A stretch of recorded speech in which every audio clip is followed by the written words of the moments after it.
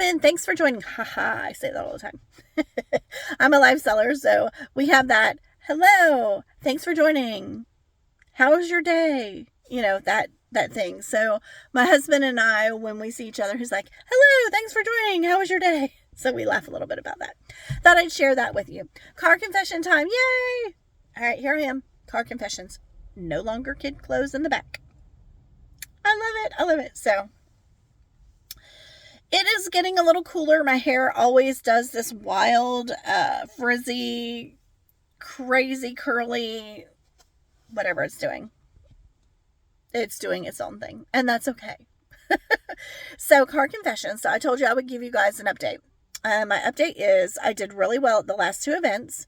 I moved some more inventory. I think, I'm not going to lie, I don't know how many pieces without pulling the report. But one, I sold over $500 worth of stuff, and the other one, I sold over $700 worth of stuff. So while you don't see clothes and toys and stuff on my back seat, I have now removed them and put them in the house. They are being transported to my storage location of where I will be storing my items. And they are also being sorted. So I sort them by kids, girls, kids, boys, and toys and books and stuff like that. And then I store them until the next season. So while a lot of people are like, oh, I go through my kids' toys and clothes and then I donate it. Because I am a reseller, I take it to multiple events. So I take it to 10 different events throughout the year. I have 10 events that I regularly attend. Sometimes I may not make all of the events, but some of them, like this last year, I think I made 8 out of 10. This year, I think I'm going to end up missing one because I have a reseller conference in Vegas I'm going to. But, excuse me. Don't choke on video, right? Anyways, so I did really good at the kids events. I'm down to a little over 700 items is what my scheduled spreadsheet shows. So keeping track of your inventory is good. So I have like a little around 700 items. I'm still a mega consigner. And I still do 2 different businesses of the 2 different businesses that I go to. Like, I do one local lady that has a resale consignment pop-up event, and then I do another organization, another company that there's 2 different owners that I go to their events, or 3 different owners that I go to their events throughout the year. One of the events had a new owner come on board, so I skipped that event this year to just go through some of my items and then let her get her business how she wants it, and then I'll show up next year or next season. So it's working, growing pains, working through some of my inventory, looking at my death pile, as we call it, and seeing what I really want to be selling. So while I know I do decent at these kids events, some events are better than others. My items are dwindling down. And that is the plan. Like some events, I've almost made $2,000. So that's nothing to shake a stick at. But, I was there putting out stuff all day, and, I was doing volume, lots of volume, lots of stuff, 3,000 items. To now, I am down to picking more quality items, selling less items, making less money, but knowing I have better quality items in my inventory for the next sale, which I know I'll get better. Like it's instead of it being like up and down, up and down, up and down, it's more level across the board of what I'm selling. So one event I sold like $100 worth of stuff, which I was like, oh my gosh, that's really low for me because, if you have 3,000 items, you sell $100. Well, it was a new event. It was a brand new event, and it was a new location. And so some of the events are new owners or things like that can impact the sale. And that is okay. It doesn't mean you have crap items. It means that maybe there was a rain that weekend and nobody came out. Or maybe it's a new location. Don't give up on that owner. Keep working at it. Keep working at getting your items in there. Picking the best items that you can for the event. So if you are selling the items and they're your kids' items, make sure they're in really good condition. Don't try to skim through and say, oh, well, this looks like okay or whatever, or overprice your items. Sometimes I fall into the overpriced category because my items are brand new, and that's okay. They say you can go 50% of the retail value, sometimes a little more, but not often. And so even at 50% and they're brand new, they may sit for a while. So you may have to go a little lower than 50%. So just know that. But I feel like I did really well with the last two events. Excuse me. I almost choked earlier. So my voice is a little off.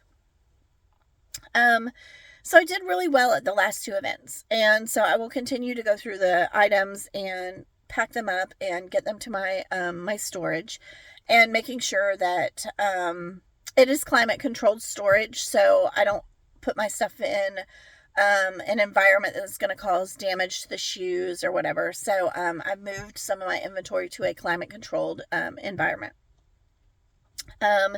which is good. A lot of it was in my one of my bedrooms, but we've moved it, so it's now in a climate controlled storage, which is good. Gets it out of the area. But I also have a Posh Closet. So if you are not familiar with me, my name is Tammy. I go by Ginger KJ1 on Poshmark and whatnot right now. I still have over 100 Squishmallows, and I used to have 500 plus. I gave it a little pause.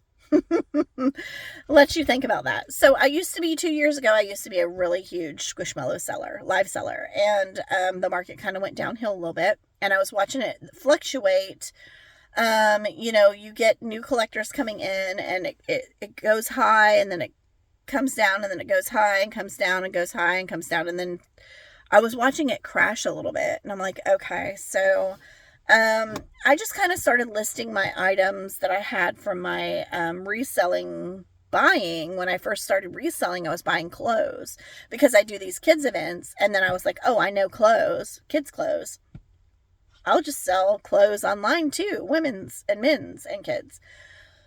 Well, not knowing and jumping into what I was doing and just getting things at low cost, wasn't a great model. Like, I didn't do a lot of research. I went by gut feeling, and that's not always good in this market. And so I didn't know that. I was still new. I still was learning what was selling and what was working, right?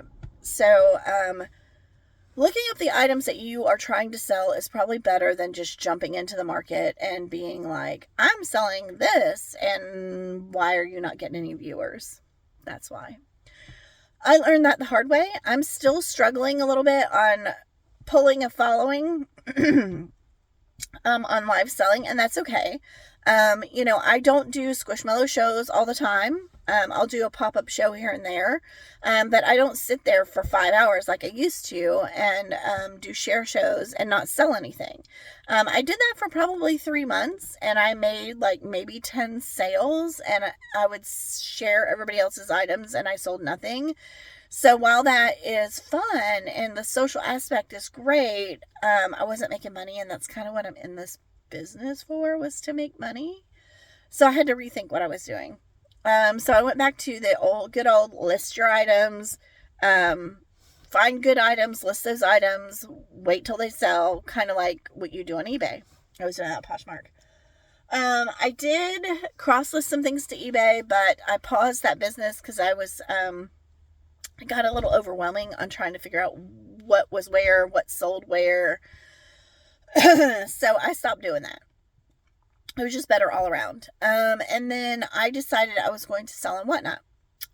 So I've been there for a couple months now. And I did try a couple of Squishmallow shows. Still not the best sales. But I was selling a few. I also was doing other like fun game shows and stuff, which that was fun. But I decided that, to take a break and to work on the inventory from the huge kids buyout that I did, Some of the clothes stuff that I have had sitting that because of the Squishmallows were on fire when I was selling them, I slowly started realizing sales were slow and I needed to list some of this other items that have been just sitting here. So where in the world has Tammy been? Tammy has been in her death pile, pulling all of her stuff out, doing her job, listing and selling things. That's where I have been. So I know that was kind of harsh, but yes, it is true. I bought a bunch of items. I let them sit while I was chasing the fire items that were selling, which that makes business sense, right? But these other items wasn't listing themselves. Nobody's coming to my house and knocking on my door and saying, hey, I need to see that coat that you haven't listed, right? No, nobody's doing that. Nobody. Nobody's coming and looking at these fun purses that I bought that aren't listed, are they? No, they're not.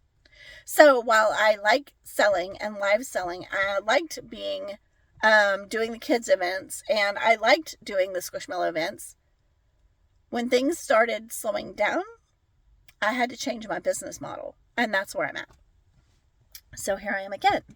I am working on organizing and listing and doing live sales on Whatnot. So if you want to catch me over there, you can catch me there. I have some other sales that I'll be doing, but just to update you guys, car confessions. Don't be stagnant in your business. Don't let one thing completely knock you off your axis and not allow you to complete listing things that are hanging out just because you are selling other things. Yes, there's going to be a time and a trend for things to sell, of course. But if you are not getting those things listed and out of your house, or at least where somebody can see them, they are never going to sell. So I got that advice from someone. Chase the fire items. And don't forget to list the items that are in your death pile, because if you don't, you're still going to have them. So, car confessions is I'm still working through my death pile. And I am on Whatnot. Catch me there. Maybe you'll find me playing a fun game. Or catch me on Poshmark. I have got 3,000 items listed there. Ginger KJ1. Peace out.